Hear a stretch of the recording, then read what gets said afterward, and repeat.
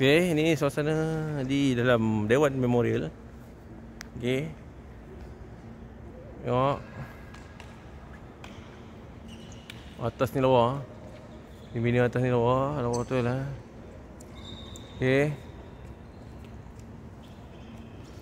Okay. Manda. Di sini nak kif. Ada kipas. Kipas bawa balik lah. Sejuk. Dalam tu ada apa? Tu tengok dalam tu ada apa? Ha? Mana? Elevator je.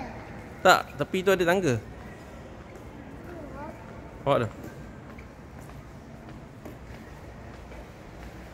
Oh, ada dewan ni. Classroom, human rights.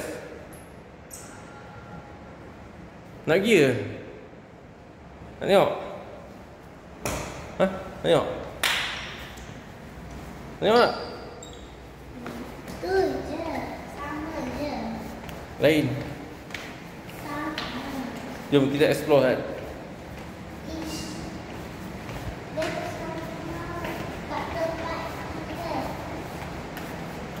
Lain lah mana. Ha, ni.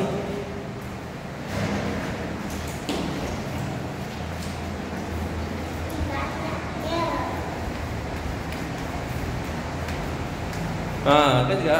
Lain. Dia ada apa ni? Oh, exhibition hall. Jom tengok kan. Exhibition hall. Ha, ni.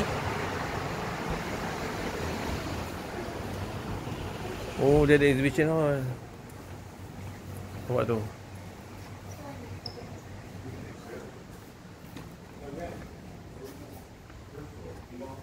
Oh, ni lah. Mana? Macam ada galeri lah.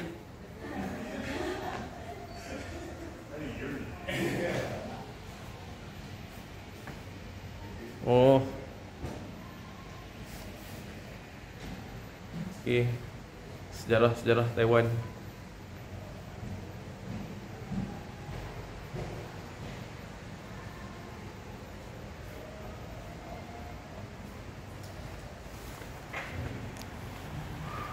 Mana?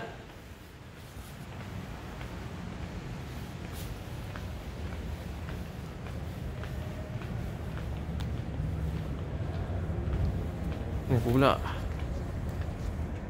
Oh, ada kedai-kedai. Okay.